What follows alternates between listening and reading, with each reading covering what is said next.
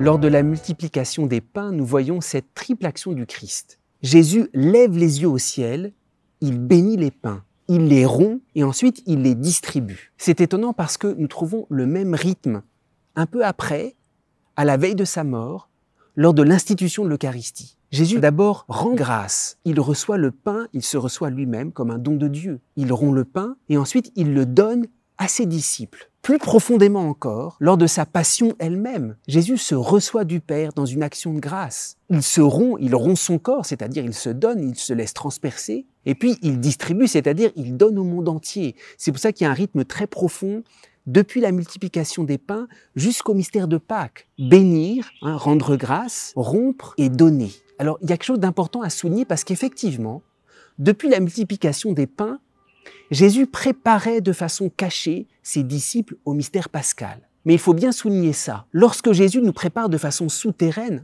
à son grand passage, à son grand mystère pascal, les disciples ne pouvaient même pas imaginer ce que Jésus était en train de préparer en eux.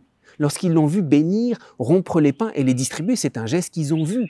Ils n'ont pas soupçonné que c'était le grand passage vers le Père et il les préparait à cela. C'est pour ça que les préparations du Christ ne sont pas des préparations humaines. Nous, quand on prépare quelqu'un, on lui dit un peu où il doit aller. Lorsque le Christ nous prépare, il a l'initiative de gestes qui vont nous entraîner infiniment plus loin que tout ce que nous pouvons imaginer.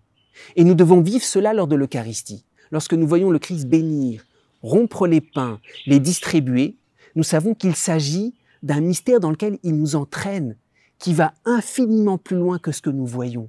L'Eucharistie a été préparée, mais l'Eucharistie est une préparation divine qui nous fait attendre le retour de Jésus.